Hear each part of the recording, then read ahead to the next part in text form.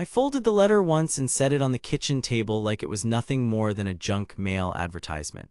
My name is Marcus Reed. I am 34 years old, and for the last 16 years I ran the family repair shop and kept the house together after my mother died. Weekdays were grease and coffee, evenings were bills and kid homework, Sundays were the quiet chore of cutting the lawn for Mr. Hayes 2 doors down. I knew the rhythm of that life so intimately that it felt like breathing, the kind of steady inhale and exhale that erased thinking and left only doing. That morning the kitchen smelled of old coffee and frying fat, the radio muttering some baseball game in the other room, and the paper sat across from the letter with its headlines bleeding the day into the edges of my awareness. I could feel the grease on my fingertips where I had tightened a carburetor bolt before dawn, the faint grit under my nails that no amount of soap could fully scrub out. The table was scarred with years of dropped wrenches and spilled oil, a map of a dozen small disasters and the workarounds I had made to live through them.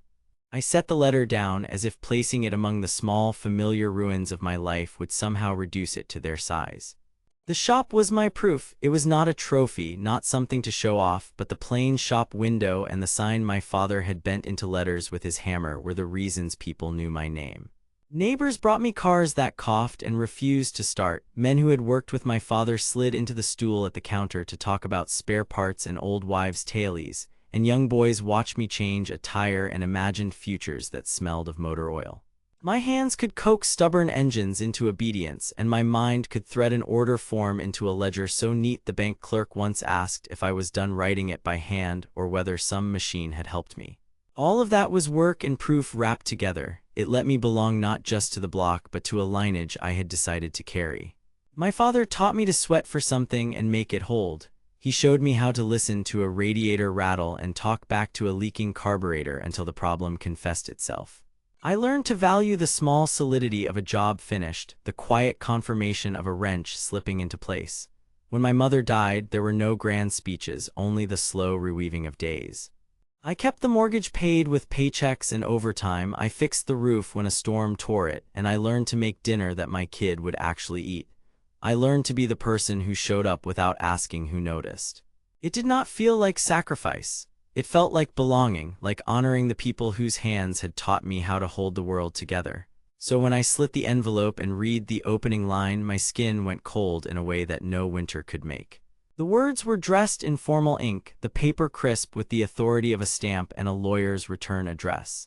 I folded it and placed it on the table as if it belonged in the same category as yesterday's coupon circular, but the heat in my chest did not obey that categorization. I could smell the lemon soap from the dishcloth and the distant diesel from the street, but there was another scent I could not name, something metallic and sharp that made my mouth taste like penny. I sat down in the chair that fit the curve of my back from years of leaning forward over engines, and stared at the envelope like it had become a small animal trapped under a jar. The light slanted through the blinds and painted the paper in thin, indiscriminate bars, and for a long minute I let myself remember other mornings. I remembered my mother humming as she swept dust into neat piles, the way the radio used to be a companion rather than a leak in the silence, the way my father would raise a glass when a repair job went well and make a joke about the weather. Those memories were not grand, but they were the mortar between the bricks of my days. Why did this matter? I asked myself, as if the letter had not already answered that question with its very arrival. My life had been built on an accumulation of small, honest acts. Tightening, billing, mowing, lecturing a kid about algebra while half listening for the phone. Those acts had weight because someone recognized them and because I recognized them in myself. The shop was the place where my hands could point to a job done and say, "Here, I belong." If anyone took that away, it was not about the buildings or the papers. It was about a kind of erasure that began in the chest and spread until the world felt thinner. I tried to snap the old practical response into place. I told myself the letter would be a notice, a tax assessment, something I could handle after breakfast. I listened to the clink of the spoon in the mug as my kid stirred cereal, to the muffled thump of a neighbor's stereo, and I repeated to myself that I had repaired worse things than a family letter.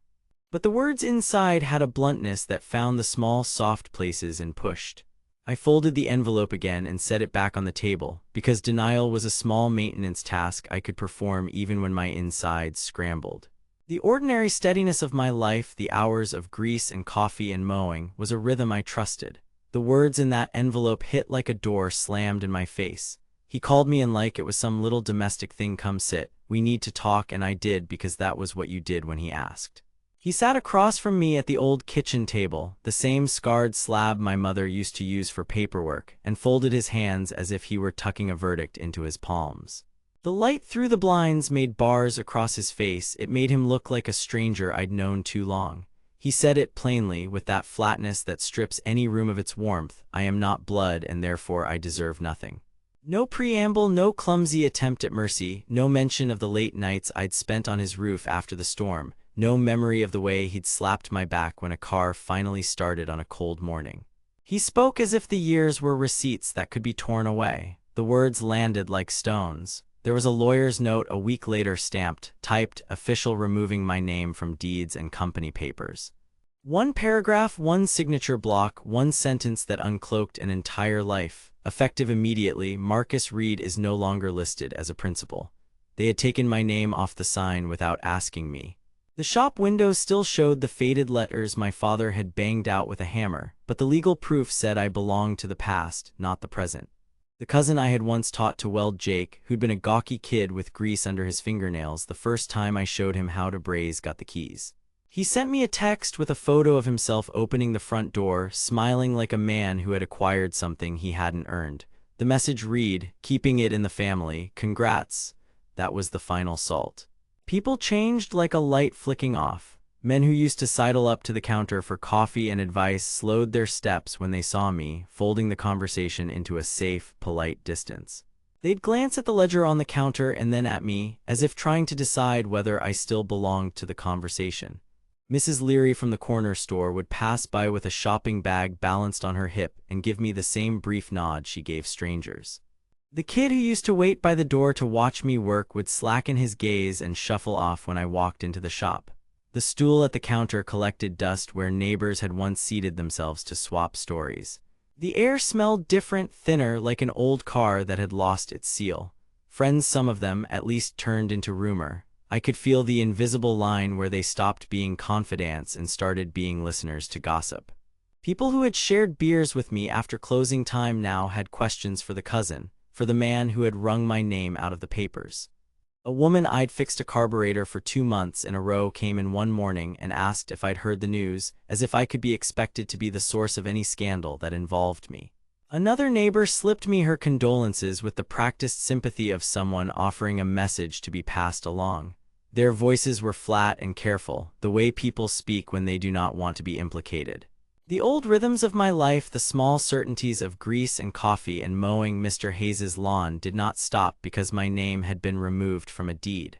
The world kept its ordinary chores, which only made the dissonance sharper. I would stand under the shop's single fluorescent light and feel the hum of the bulb like a metronome counting out a life that felt suddenly borrowed. The tools were where they always were. Sockets in their drawer, the torque wrench hanging like a patient hand. But every wrench I picked up felt like an accusation, a question about who had the right to use the bench anymore. When I signed an invoice, my hand felt unfamiliar, like someone else's autograph on a document that used to be mine. There were practical humiliations, bank notices, calls from suppliers asking who was handling accounts now, a trustee asking for meetings I wasn't invited to, but they were only the outer skin of it. Inside, the betrayal had a flavor that was less about money and more about definition. All those nights I'd spent keeping the roof from leaking, holding the house together after my mother died, had been reframed by one sentence. The ledger of my life was reduced to a footnote in someone else's filing cabinet. The decades of showing up, of being steady and useful, were footnotes in a story that had been rewritten without me. I felt both exposed and erased. Exposure because everyone could see it now, the gap where my name had been, and erased because the papers said I was less than I had always believed. It was a peculiar double pain, the sense that I had been unmasked and the sense that I had been scrubbed away at the same time. Shame pooled low in my chest and stayed there, a slow, heavy thing that made the simplest tasks take on the feel of trespass.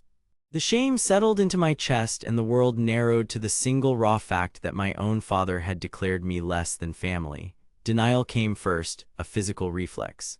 I told myself it had to be a mistake, that he'd been drunk or cruel in a way that would pass. Then the cold, arithmetic part of me took over, the part that used to inventory parts and bolts and could tell you the exact weight of a bumper bracket by feel. If he wanted to reduce me to a single line on a ledger, then I would respond in a language he understood. Proof, numbers, irrefutable facts. I could have let it be. I could have folded my shame up with the unpaid invoices and the coupons stuck to the fridge and walked away while the rest of the neighborhood pretended not to notice. There were nights after that first week when I sat on the back stoop with a bottle of cheap whiskey and replayed the moment, his flat voice, the blinds like prison bars across his face, and told myself to leave it alone. But the memory of him, the one that used to stop the grief cold, wouldn't let me. It came to me like a photograph I couldn't set down. The week my mother died, the house leaking patience and grief, and me up on the roof in a half-light, cursing as I tightened a tarred shingle around exposed rafters. He'd been on the porch with a glass in his hand, leaning against the railing with that crooked, mocking smile he wore when he thought he could make pain look small. He raised his glass at me that day, no words, just the lift of the wrist, and I'd waved back without thinking. A stupid, automatic salute from a son who'd learned to measure love in practical things. That gesture, small and ordinary, had lodged like a splinter. If that moment meant anything, then I could not let him erase the rest of it with a signature.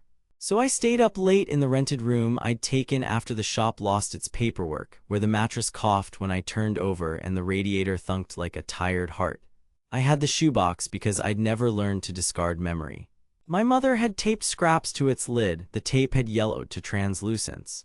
Inside there were photos curled at the edges, a faded baby shoe, a handful of hospital receipts, a hair ribbon my sister had tied into a knot and forgotten. The box smelled like cotton and dust and the kind of light that shows every soft defect. I went through them more carefully than I had any right to. I wanted to be surprised, to find a glossy confirmation that all of it had been a cruel misread. The photographs showed holidays and birthdays, my father laughing with his arm around me at a backyard barbecue, me in a too big graduation gown, my mother with flour in her hair while icing a cake. Images that should have been anchors. I'd memorized them in a different life. They were talismans against the world's small cruelties. Near the bottom of the box, folded until it had learned the flat geometry of silence, was a photocopy of a birth certificate. I had seen my name written 1,000 ways on school forms, on invoices, on pay stubs, but this was the kind of paper that kept its own authority. My name was there, Marcus Reed, but the other fields were wrong in a way that felt like a revelation and a wound at the same time. The name listed as my father wasn't the one my mother said at bedtime or the one that had hung on the mailbox. The surnames, the attending physician, the hospital name, little discrepancies that multiplied like shadows at dusk. My jaw locked. It was a dry, animal tension that made my molars ache. For a moment all I could hear was the heater coughing and the faint far-off laughter from the bar downstairs. The paper in my hands felt both fragile and dangerous, like a match head or a key. If what it showed was true, it meant the story I'd been told about where I fit, about who I was supposed to be in that family, had a seam I could open. It felt less like discovery than like recognition, a fissure that had always been there, invisible until I pressed on the plaster and felt the crack widen. I thought then about the word he'd used, the clinical, dismissive qualm, not blood. He'd flung it like a verdict and expected it to hold. He'd weaponized biology, tried to translate a lifetime of labor and loyalty into a simple genetic shorthand that could be dismissed with a sentence. If that was the language he wanted, I would speak it back to him, cold and precise. Not for glory, not for the thrill of spectacle, but because some arguments only yield to the kind of proof that cannot be argued with a shrug. I could have stayed small, worn the humiliation like a bruise, and waited for it to fade. Instead, the photocopy in my palm felt like an ugly gift, evidence that invited action. If he wanted to mark me by chromosomes and legal lines, I would let genetics and paper show him what the ledger had missed. I folded the photocopy carefully and slid it back into the box as if tucking a live thing under a blanket. I sat there for a long time after, listening to my own breathing, mapping out the narrow, stubborn path that had opened. It would not be loud. It would not be vengeful in the way people imagine revenge, no break-ins, no shouted confrontations. It would be a series of small, deliberate acts, measurements, comparisons, records gathered until the truth weighed more than his words. In the dim light of that room, with the radiator keeping time, I made the decision that would set the rest of my life in motion. If he reduced me to a variable, I would make the variable speak. If he wanted to define me by blood, I would answer him with blood and with paperwork and with the slow accumulation of facts that could not be called cruel or imagined.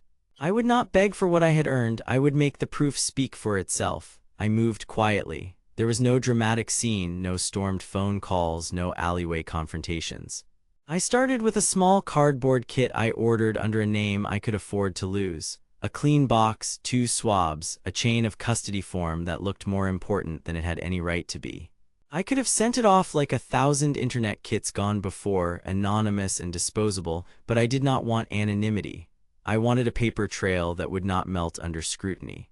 I booked a supervised collection at a clinic 2 towns over, paid the fee, signed the forms, and watched a nurse seal the sample in a tamper-evident envelope while my name and the date were stamped on the manifest.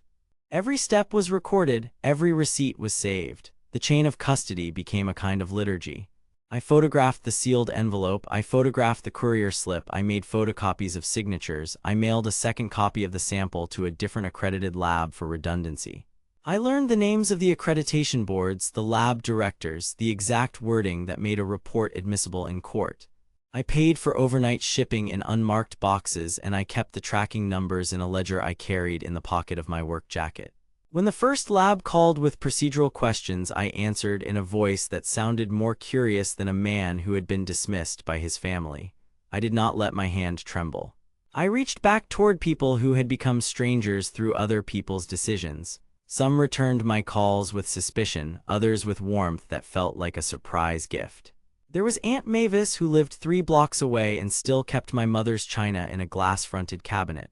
She gave me old ledgers of family births and funeral notices, the kind of marginalia you do not find in official archives. There was an uncle who had once taught me to solder. He met me behind a diner and slid an envelope across the table with dates and names written in pencil. I traded favors the way a man in my line of work traded parts. I fixed a gutter for a neighbor in exchange for a photocopy of a hospital receipt.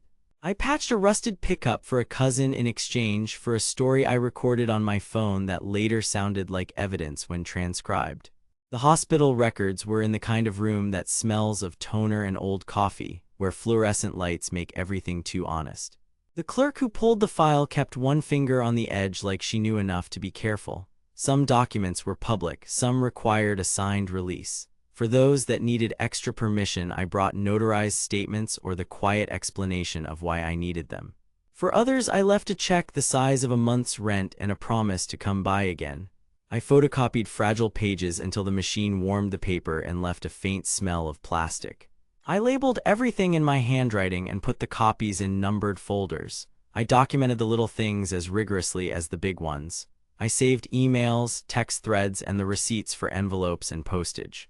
I took photos of addresses on old envelopes to match handwriting, and I kept a log of who told me what and when. When a neighbor mentioned a name in passing, I wrote it down and circled it on the page until it made sense. My lawyer told me to think like a curator. Context matters as much as the thing itself. So I collected context, dates, witnesses, marginal notes until the folders looked like the slow building of a case, not a vendetta. I stayed visible in the life I had built while I worked in secret. I kept the shop running, showing up every morning to the smell of oil and coffee, to the familiar clink of sockets and the radio low at the back of the tool bench. People still came with cars that sputtered or radios that played too loud, and I answered with the same steady hands I had used since I was a kid. The trick was to keep my face calm, to let the ordinary business of repair be the mask that hid the slow accumulation of evidence. I learned to answer questions with short sentences. I smiled at customers the way a man smiles who knows he will need them later. There were people I hired for small things because expertise matters in this work. A paralegal who owed me a favor notarized statements one evening in her kitchen. A retired trustee I had once helped with his plumbing agreed to be a witness for the records chain in exchange for a new faucet. The economy of favors tightened the web around the truth in ways money alone could not buy. Everything was arranged to leave no useful opening for him to push back with a story of his own. The labs took their time, as labs do. Reports arrived in unremarkable envelopes with official stamps and the soft authority of numbers. I left them sealed in the bottom drawer of my workbench and drove past the house where he lived at odd times just to see if anyone looked up. I checked and double-checked the seals, the signatures, the way dates matched hospital forms I had photocopied months earlier. My lawyer sat across from me a few times, folded a letter and held it loosely in his fingers like a hospital chart. He drafted the hold-back notice, the precise legal wording that would hold until I decided to reveal what I had gathered. He advised patience. He said the right document could do what shouting never would. No raised voices, no threats, just patient stacking of evidence. I learned to wait without being seen, to let the proof sit in sealed envelopes and lab reports until it was heavy enough to make the rest of the world pay attention. My face at the bench stayed the same, calm, practical, the same hands that fixed engines and tightened screws. Inside, the pile of folders, photocopies, and signed manifests grew until each piece fit the next and made a single, undeniable shape. The meeting room smelled faintly of coffee and old paper. He arrived like he always did to these things, in a suit that had learned to look comfortable in other people's attention. I walked in with an envelope taped shut, the lab seals visible if you knew what you were looking for, a small stack of photocopies folded into a manila file, and 3 people who had agreed to be there before anyone else had even known I was building a case. My lawyer gave me a look that said, "Go on." Aunt Mavis sat 2 rows back with her hands folded so tightly I could see the knuckles. The retired trustee from the church nodded once and kept his eyes steady on me. The paralegal waited near the door with her notary stamp in a little leather pouch like a talisman. He began with his usual warmth, the kind of practiced conjuring that fills a room and makes it lean the way he wants. He talked about legacy and stewardship and how the family had weathered storms because of steady hands at the helm. People murmured assent, cousins glanced at each other, trustees smiled as if they were watching a familiar play. My chest felt hollow for a second, as if the years had been a set of false teeth that somebody else had been wearing. I set the envelope on the table and closed my hands over it for a count. The room tilted into the small silence that happens when someone breaks the script. I did not raise my voice. I did not shout. I put the envelope in front of me and said simply that I had something to present. The lawyer to my left slid a copy of the chain of custody across the table. I watched the way men who had always had the last word tried to find the place where their lines went. I opened the envelope and I read with the same steady cadence I had used for years when explaining to a kid how to take an alternator apart so it goes back together right the first time. I read the lab's header, the accession numbers, the dates, and then the sentence everyone had come to hear. I said the words out loud so they could not be mistaken. I said that the DNA comparisons showed no biological relationship between him and the man whose name had built the estate and whose signature was the keystone of the papers everyone trusted. I read the sentence that named the forensic analyst and the exact percentage of exclusion. I read the clause that verified the sample had been collected under supervised conditions and that the manifest matched my records. There was a sound like a chair shifting and a cough that was not one person. His face did what faces do when a script flips, color drained in a pattern I have seen in cars that lose their coolant first around the mouth, then the temple, then a slow, unreal pale. He fumbled for a line of rebuttal the way a man with false footing reaches for a lamppost. His mouth moved. The trustees looked at each other. A cousin who had been leaning forward suddenly sat back as if someone had touched his shoulder with cold fingers. I did not stop. I handed out copies of the hospital records I had photocopied months earlier, the notarized affidavits from people who had been in the delivery room, the photocopy of a signature page that showed 2 different handwriting styles where one ought to have been the same. I laid a ledger beside the lab report that included dates and canceled checks that contradicted the chronology he had told everyone. The retired trustee pointed to a margin note in an old ledger and explained, in a voice that added a geography of proof to my words, why those dates could not be reconciled with the document the man had used to claim authority. Then I called forward the nurse who had supervised the DNA collection and the paralegal who had witnessed the notarizations. The nurse verified the seals and the manifest. The paralegal spoke about the holdback notice my lawyer had prepared and the care taken to avoid any claim of ambush. Their voices were small and ordinary and therefore more damning than any dramatic oratory. It was the texture of the truth that mattered, the way a mechanic's steady hand can show you how a bearing has worn. He tried to interrupt, to dismiss the paper as mistaken, to suggest a clerical error. I watched him disassemble his own defenses in a hurry I have never seen from men who spend a lifetime building plausible deniability. Cousins who had once raised their glasses to his stories traded looks that said, in language the room now understood, how long had we been wrong? Some leaned away, recalibrating their allegiance. Others stared at the documents as if they were the reverse side of a photograph they had framed and admired for years. Power is a strange thing to watch lose its surface tension. In one instant, the room's posture changed. Where there had been laughter and camaraderie, there was now the precise, polite distance you give someone you no longer assume will protect you. The ledger of his lies lay on the table like an exposed root. The neighbors who had come in out of habit frowned and folded their hands. Trustees who had nodded in agreement earlier now read the words again, slower, as if the sentences might rearrange themselves into something kinder if given time. He sat down, and in his face I saw the exact expression I had been carrying for months, the look of a man who believes his authority is unquestionable, being asked to explain why it exists in the face of facts. Around him, the room rearranged, not dramatically but irrevocably, each person finding a new place in a picture that would not fit him the same way again. I felt none of the expected triumph. I felt the odd, clean weight of having the truth sit where it could be seen and handled and understood. The silence that followed was full enough to be an answer. The fallout arrived like weather you could not ignore. Within days, the trustees had frozen accounts, and a county investigator called to say they were opening a file on the forged signature. Lawyers circulated letters with precise, stern language, and I spent one long afternoon in a windowless conference room watching men in navy suits trade paragraphs like swords. Aunt Mavis came by with a pot of soup and no grand statements, just a chair pulled close and a hand on my knee that trembled for both of us. The retired trustee stopped by the shop under the pretense of dropping off a box of old invoices and stayed for an hour, sitting on the bench while I replaced a carburetor and letting his presence mean what his voice had already confirmed at the meeting. Word moved through the neighborhood in the curious slow hurry of small towns. Some folks came in with their usual problems, bent fenders and radiator leaks, and the soft manners of people who treat work as a conversation. Others passed me on the sidewalk with that careful neutrality you give to someone you do not yet trust to be on your side. A few stopped in and left a folded note with an apology or a memory, small papers that smelled faintly of lavender and old ink. There were also the silences that spoke and the empty chairs at family dinners where I had expected faces. That hurt lasted longer than the legal clamor. I did not get the kind of vindication that movies make into trophies. There were no parades, no triumphant speeches. The trustees did what trustees do, and the investigators did their jobs, and the cousins rearranged their loyalties in ways I could not control. But a clerk at the county office handed me a certified copy of a deed with my name on it, the paper heavy and stamped and suddenly very ordinary.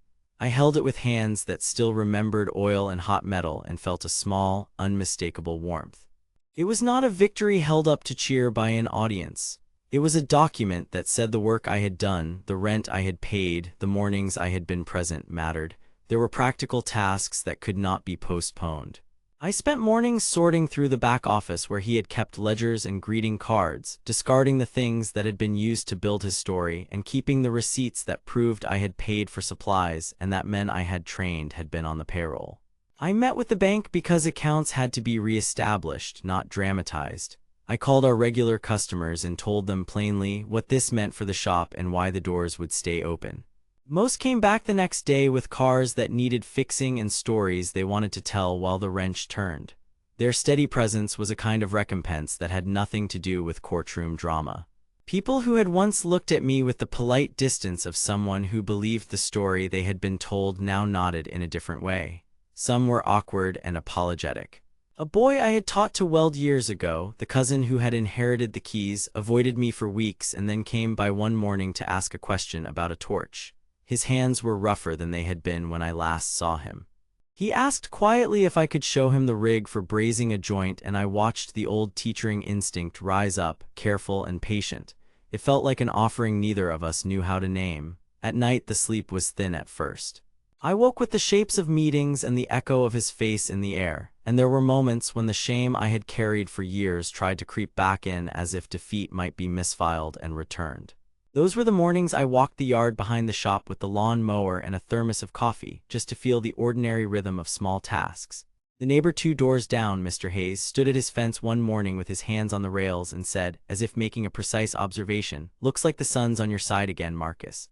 It was not a grand speech. It was a neighbor saying what the light already showed. The truth did not stitch everything back the way a seamstress returns a ripped coat. People who had been complicit in his illusions still had to reckon with what they had done or not done. Family relationships were altered, perhaps irrevocably, and some doors remained closed. But what changed in me was quieter and, I have come to think, more important. The restoration of my name on a deed was a technicality that mattered, but the deeper recovery was the sense that I could be true to myself in public and private. I had been testing a hypothesis for months that belonging is not only a matter of blood but of constancy and courage. The experiment had a result I could live with. Revenge, when you finally have it, is not bright and consummate. It is a closing of a door you have kept open too long and the turning of a key that lets you do something you have been putting off. The next morning, I unlocked the shop, swept up the cigarette ends and the metal shavings, and turned on the radio. The work was waiting, stubborn and honest, and I felt ready to meet it. Rebuilding trust would be long and unglamorous. It would involve doing right without watching, showing up without fanfare, and carrying on in a way that earned the small confidences of people whose lives intersected mine at the service counter and the kitchen table. That is what I began to do. I tightened bolts, balanced accounts, and listened. I mowed Mr. Hayes' yard on Sundays and brought back a plate of pie to Aunt Mavis. I called the boy who wanted to learn brazing and taught him the first slow, exact moves. Those acts were not sweeping repairs to a life that had been shattered. They were the steady repairs you do when you want to belong somewhere, not because a name says you should, but because you have been there, hands dirty, every day.